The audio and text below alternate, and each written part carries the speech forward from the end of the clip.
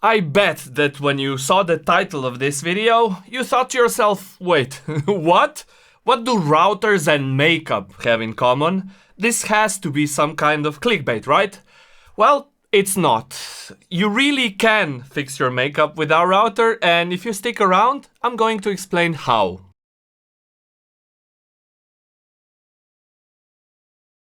Hey, before we begin, if you're new here, welcome to my channel. My name is Tomasz. I come from a beautiful country of Slovenia, which you could say lies in the heart of Europe, and together with my business partner and friend Aljaž, we developed a 10 gigabit router called Gateway. The one question that I most often get asked about it is why? As in, why bother? Isn't there a sea of routers out there that do the exact same thing? And to that, I say, yes, there is a sea of routers out there, but they're often held back by proprietary software that's mostly trash, overcomplicated user experience, or they simply cost too much. We've raised around $900,000 for this venture, simply because a project of this complexity is pretty much impossible to build while just relying on savings. Well, unless you have $1 million in savings, which if you do, please get in touch. I desperately need to learn this skill, right? Anyway, a good year and a half later, this is where we're currently at. The development kit version of the device is, for all intents and purposes, done.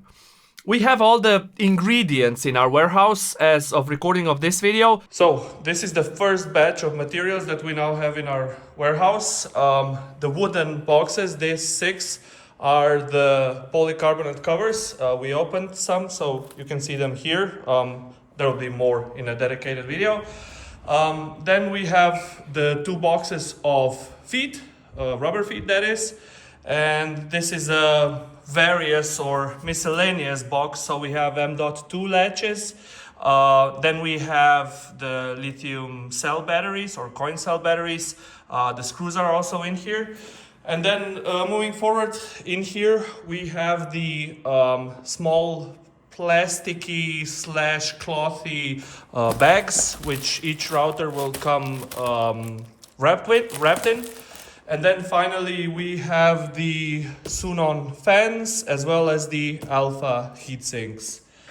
The only thing that has not arrived yet are the bare PCBs. Once they do, be rest assured that our EMS partner will jump right on them and manufacture all 1,000 units, pre-orders for which were collected throughout the 2025. However, this is not the final version of the device, but something commonly known as a development kit.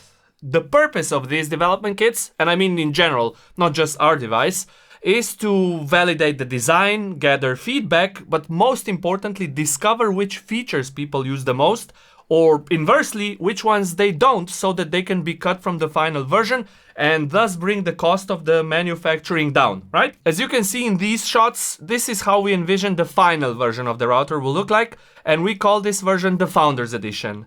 It's one of the earlier prototypes, so don't look too much into it, but I want you to pay close attention to these port LEDs here on the front edge of the PCBs, because this video is pretty much about them, in a manner of speaking. Their location was selected very much on purpose here, because we wanted both to keep them hidden in your day-to-day operation, but at the same time also have them in a place that's easily accessible should any kind of debugging be needed. The edge that they're located at is basically the bottom front edge of the PCB, which can easily be revealed by flipping the router upside down and removing the magnetic bottom, right? However, the Founders Edition is some months away from becoming a reality, primarily for one reason: certification. It's both very time-consuming as well as an expensive procedure, which is why many companies, ourselves included, decide to release uncertified development kits for reasons we already outlined. Now, in case you missed my previous video, which I'll leave the link to below the like button,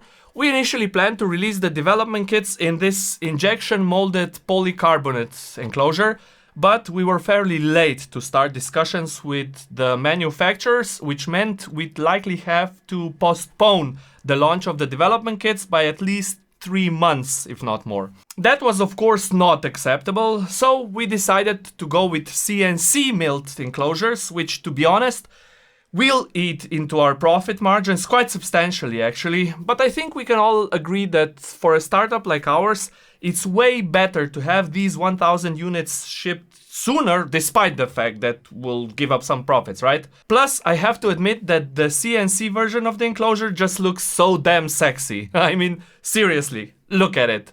Polycarbonate will never be able to hold a candle to this kind of sexiness, full stop. However, this decision to go with aluminum did introduce a new problem, and that problem are the port LEDs I showed you earlier, or more specifically their location. You see, compared to the Founders Edition, which has the aluminum chassis as the top of the device, the development kit has it as the bottom, which now meant we could no longer see the LEDs, rendering them pretty much useless. This video is sponsored by PCBWay. When I developed my custom mechanical keyboard, PCBWay manufactured both the prototypes as well as the production PCBs, and the quality was nothing short of exceptional. So, for our router project, I knew exactly who to turn to.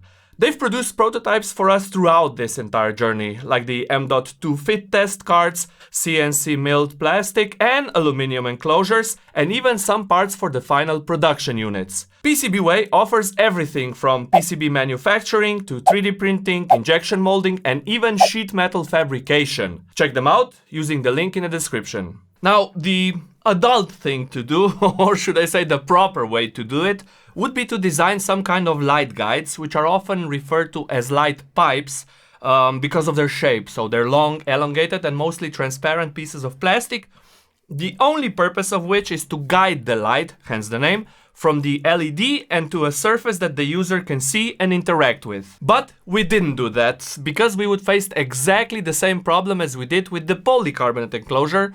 We'd need to develop molds for them, which is both expensive and time consuming. Well, unless we went with some standard ones you can find on DigiKey, but then we'd have to redesign the enclosure itself, which would just get us back to square one. So we did something, let's say, unconventional. We designed a mirror.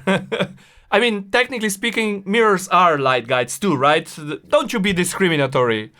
Anyway, the way that this idea came to light, pun very much intended, me and Aljaž were testing out the first iteration of the aluminum enclosure, and we mounted the PCB in it, and I could clearly see some very faint reflection of the LEDs on the bottom, but the problem was that it was very hard to tell them apart, as in which LED is actually being lit, right? You could say we needed a way to amplify the reflection and the contrast, and what better way to do it than with a mirror?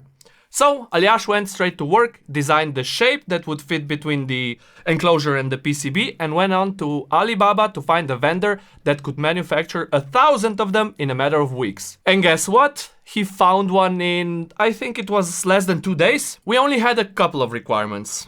First, obviously, they needed to be cut to shape and be no more than 1 millimeter thick. Second, one side had to have adhesive already applied. And third, they had to be 100% reflective, much like your regular glass mirror that you have in your home, right?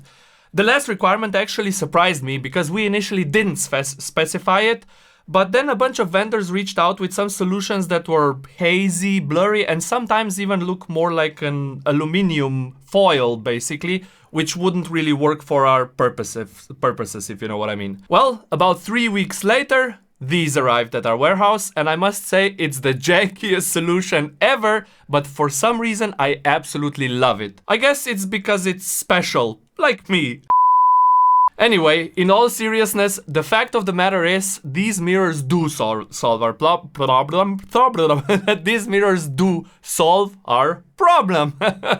It took very little time from the initial idea to actually receiving them, and equally important, we only paid a couple of $100s for them, making their financial impact on the project minimal, well, non-existent almost. I'm not going to lie, we take great pride in the amount of effort we've put towards the PCB itself, and I don't mean just the functional aspect here, so you know, that it works reliably, and will work reliably for years to come, right? What I'm referring to in the context of this video is how it looks like. So how the CPU is positioned in the center of the PCB, how the ports are organized, the fact that we chose a black solder mask and made the contacts and the edges gold plated. None of this was made by mistake, mind you, which is why we always wanted to release the development kit in a transparent enclosure so that users will be able to enjoy not only using, but also looking at our years and a half worth of work, right? Plus, because these are development kits, they do come with a couple of extras that the users will be able to interact with, namely this dip switch, which chooses the boot medium, as well as this GPIO header that, yes, also has an I2C bus wire to it. The point I'm making here is that the PCB itself could also be considered a part of the user interface, and with the mirror in place, you now have most of the information and access that you'll need in your day-to-day development or use of the device. I'm saying most here because the M.2 ports and the battery are still on the bottom side, but, you know, there's only so much you can put on a 12 by 12 centimeter PCB. And even if we could, you have to keep in mind that we'll use this exact same PCB for the Founders Edition, which, if you remember, will have its access port on the bottom and very likely won't have the dip switch or the GPIO header, so users will never have to take it out of the enclosure, right? Now, before we wrap this one up, let me thank you for taking the time to watch this video. There will be plenty more about this project in 2026, so if you're curious about any part, make sure to click that subscribe button. But if you also clicked the like button, then go ahead and scroll just a little bit further down, where you'll find an invitation to our Discord server. There's already about 700 people on at the time of recording, and if you're just a little bit of a networking nerd like I am, then I'm sure you'll feel right at home. Tomasz from Slovenia, signing out.